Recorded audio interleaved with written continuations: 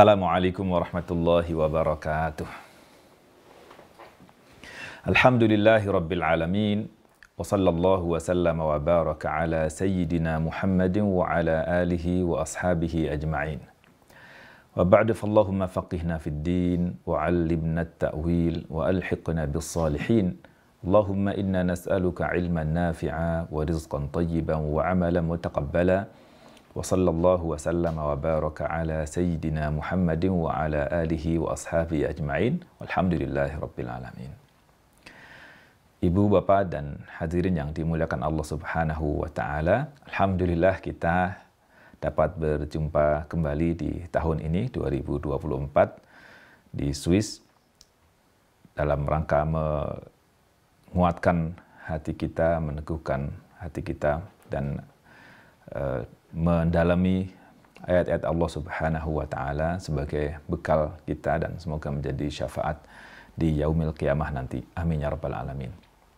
Salawat dan salam semoga senantiasa Allah limpahkan kepada Rasulullah Muhammad sallallahu alaihi wasallam, dan begitu juga untuk keluarga beliau, sahabat-sahabat beliau, serta pengikut beliau hingga yaumil qiyamah.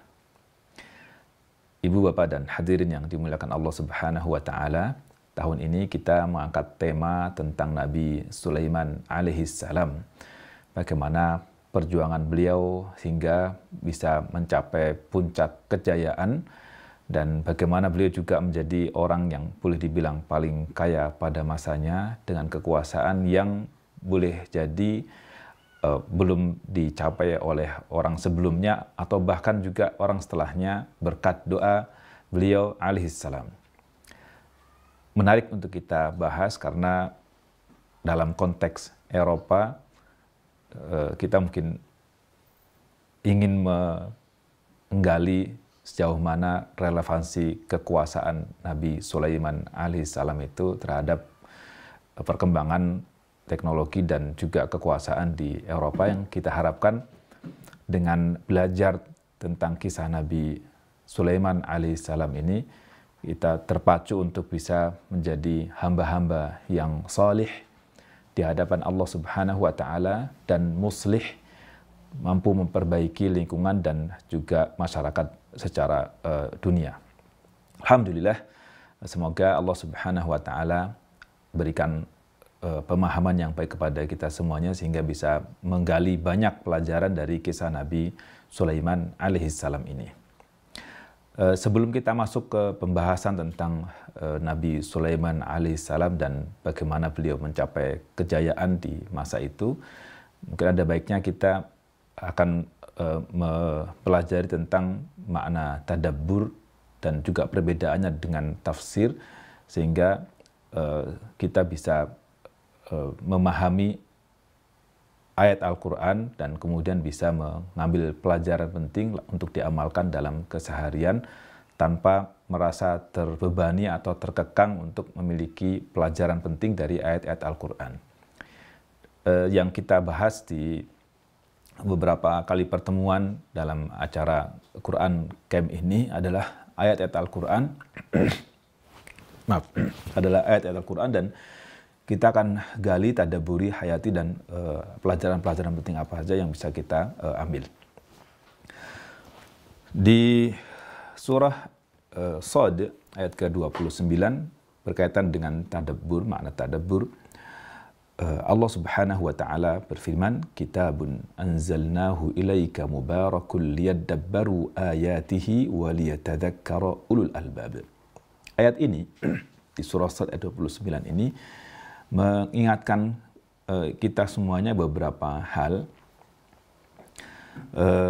yang maknanya kitabun anzalnahu ilaika, kitab Al-Quran yang kami turunkan kepadamu ini, wahai Muhammad sallallahu alaihi wasallam, mubarak, penuh barakah, penuh barakah.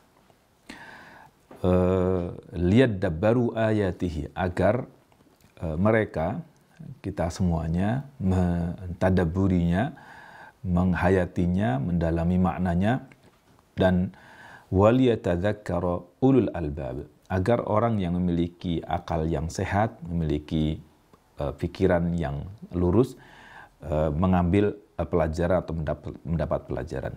Ini dasar dari tadabbur kita atau pendalaman kita, penghayatan kita terhadap ayat-ayat Al-Quran yang membahas tentang Nabi Sulaiman alaihissalam.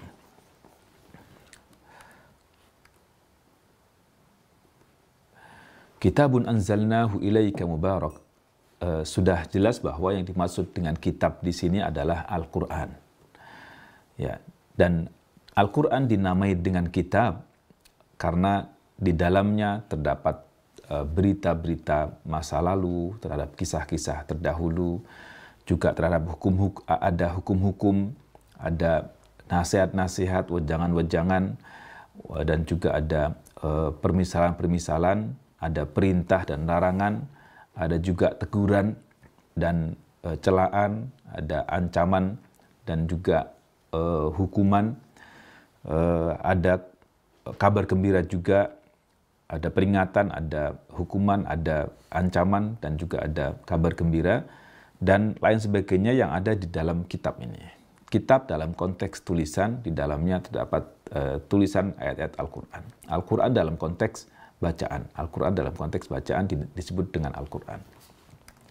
Kitabun anzalnahu.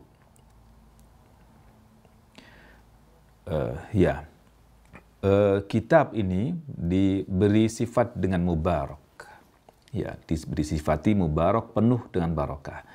Ditegaskan di sini bahwa annal Qur'ana lam yusaf bilafdzati mubarak, bahwa Al-Qur'an tidak diberi sifat dengan mubarak mutlaqan, secara mutlak, bal hiya mukhtassah bil kitabi haitsu ja'at wasfan lahu fi akthar min ayatin karimah.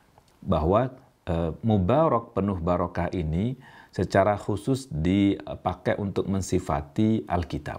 Mensifati Alkitab, nama dari Al-Quran. Dan di banyak ayat disebutkan tentang hal ini. Demikian Syekh Abdullah Sarhan menyebutkan dalam kitab beliau At-Tadabbur Haqiqatuh. Dan kitabun diungkapkan dengan nakirah, dengan indefinite, ini lit ta'zim, untuk mengagungkan, untuk membesarkan posisi Al-Quran. Li'annal kitaba ma'lumun fama kana tankiruhu illa li ta'zimi sya'nihi. Karena Alkitab atau Al-Quran ini sudah terdefinisikan secara pasti, yang dimaksud Al-Quran adalah, atau Alkitab ini adalah yang kita pegang dalam keseharian kita. Namun Allah Subhanahu wa Ta'ala ungkapkan dengan bentuk nakirah atau bentuk indefinite untuk mengagungkan posisi Al-Quran, memuliakan Al-Quran. Maka diungkapkan dengan kitabun indefinite. Ya. Anzalnahu. Allah Subhanahu wa Ta'ala ungkapkan dengan anzalnahu, yang dalam bahasa kita diterjemahkan dengan kami telah menurunkannya. Kami telah menurunkannya. Jadi di sini diungkapkan dengan anzala, sementara di ayat yang lain diungkapkan dengan nazzala. Anzala ini kata nominanya inzal, sementara nazzala kata nominanya tanzil, yang jika diterjemahkan dalam bahasa Indonesia mungkin memiliki makna yang sama, boleh jadi sebenarnya tidak sama, tetapi memiliki perbedaan yang cukup signifikan antara anzala dan nazzala. Li'anna al-inzala yakunu linnazili duf'atan wahidah. Al-inzal atau kata anzala ini menunjukkan bahwa turunnya itu sekaligus. Anzala berarti turunnya sekaligus. Wa tanzilu yakunu linnazili bitadrij. Sementara kata nazzala yang nominanya tanzil itu turun tapi tadrijian, secara bertahap, step by step. وهذا ما أكد عليه العسكري بقوله قال بعض المفسرين الإنزال دفعي والتنزيل للتدريج. Ya, sedang di sini dikasihkan bahwa Imam Al-Askari mengatakan bahwa sebagian ahli tafsir menegaskan bahwa al-inzal, anzala itu menunjukkan bahwa turunnya sekaligus, duf'atan wahidah, satu kali, sedangkan tanzil atau nazzala itu turun secara bertahap. Jadi nazzala dan anzala memiliki makna berbeda. Jika kita ingin mengkomparasikan antara nazzala dan anzala, bisa kita lihat di surah Ali Imran dalam satu kalimat yang sama. Allah tegaskan di satu ayat di surah Ali Imran ayat 3, nazzala alaikal kitaba bil haqqi musaddiqan lima baina yadayhi wa anzala at-taurata wal injil. Di sini di awal diungkapkan dengan nazzala, sementara berikutnya diungkapkan dengan anzala. Nazzala alaikal kitaba. Dia, Allah Subhanahu wa Ta'ala, telah menurunkan kitab kepadamu dengan benar. Musaddiqan lima baina yadayhi, untuk membenarkan apa yang ada di hadapannya. Wa anzalat taurata, dan dia telah menurunkan Taurat dan Injil. Menurunkan untuk Al-Quran nazzala, karena turunnya Al-Quran bertahap kepada Rasulullah Sallallahu Alaihi Wasallam, lalu turunnya Taurat dan Injil sekaligus satu duf'ah, satu angkatan. Maka diungkapkan dengan anzala untuk Taurat dan Injil, sementara untuk Al-Quran diungkapkan dengan nazzala.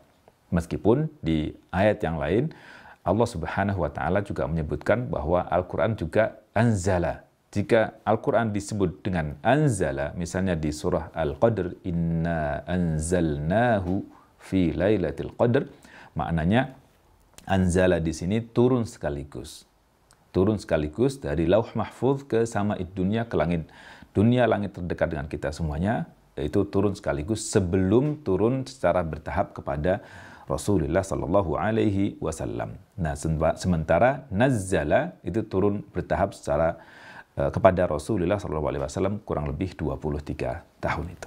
Baik, ini perbedaan antara nazzala dan anzala. Allah Subhanahu wa Ta'ala nyatakan di sini anzalna, kami telah menurunkan. Kata ganti kami ini bukan menunjukkan bahwa Allah itu jamak atau banyak atau plural, tapi menunjukkan di sini untuk lil azamah, untuk mengagungkan Allah Subhanahu wa Ta'ala. Ini menunjukkan dhamir al-izzah wal azamah. Jadi menunjukkan bagaimana maha perkasaan Allah Subhanahu wa Ta'ala dan bagaimana maha agung dan maha besarnya Allah Subhanahu wa Ta'ala. Maka diungkapkan dengan na kami. Meskipun sebagian ahli tafsir menyebutkan bahwa jika Allah ungkapkan dengan kami, berarti ada peran makhluk dalam hal ini. Wallahu a'lam, pada dasarnya kata ganti kami yang dipakai untuk Allah Subhanahu wa Ta'ala ini menunjukkan azamah, menunjukkan keagungan Allah Subhanahu wa Ta'ala. Fihi ima'un ila azamati hadzal kitab. Di sini juga ketika Allah Subhanahu wa Ta'ala menggunakan kata ganti pengagungan terhadap dirinya, menunjukkan bahwa ini juga mengagungkan Al-Quran. Ya, di sini menunjukkan bahwa ini menunjukkan keagungan Al-Quran dan bagaimana keistimewaan Al-Quran dibandingkan dengan kitab-kitab yang lainnya. Baik, anzalnahu, hu-nya ada jelas kembali ke Alkitab atau Al-Quran. Baik, ilaika, kepada Nabi Sallallahu Alaihi Wasallam diturunkanlah Alkitab ini kepada Rasulullah Sallallahu Alaihi Wasallam. Nah, kita akan bahas juga makna mubarak. Mubarak, makna mubarak apa itu? Mubarak artinya berkah itu meliputi segala hal. Annal barakata ishtamalat alaihi wahtawathu min jami'il wujuhi wal jawanib. Jadi berkahnya itu dari berbagai sisi dan berbagai sudut yang beragam. Fahuwa mubarakun barakatan tammah syamilah. Jadi Al-Quran itu ada keberkahan yang sempurna, paripurna, fi alfadhihi, dalam lafaz-lafaznya, wa ma'anihi, dalam makna-maknanya, wa ahkamihi, dalam hukum-hukumnya, wa kullu ma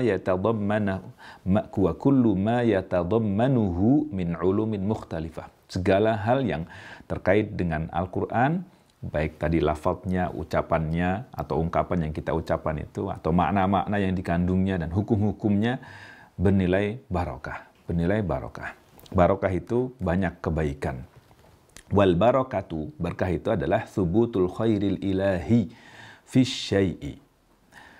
Ini tetapnya kebaikan yang dinisbatkan kepada Allah Subhanahu wa taala dalam segala hal itu maknanya barokah. Kita bisa rasakan tapi kita tidak bisa lihat ini makna barokah. Walau anna, disebutkan di surah Al-A'raf, Allah tegaskan walau anna ahlal qura amanu wattaqau lafatahna alaihim barakatim minas sama'i wal ard. Sekiranya penduduk bumi atau penduduk suatu perkampungan itu beriman dan bertakwa kepada Allah, lafatahna alaihim, niscaya kami akan bukakan untuk mereka barakat, banyak berkah, minas sama'i wal ard, dari langit dan bumi. Berkah ini jangan selalu dinilai dengan materi. Sesungguhnya barokah itu lebih tepatnya adalah bagaimana keberkahan waktu dan keberkahan ibadah. Beribadah dengan waktu yang singkat tapi memiliki nilai yang banyak, memiliki makna yang luar biasa, dan bisa terus berkesinambungan dalam amal soleh, itu adalah berkah yang pertama.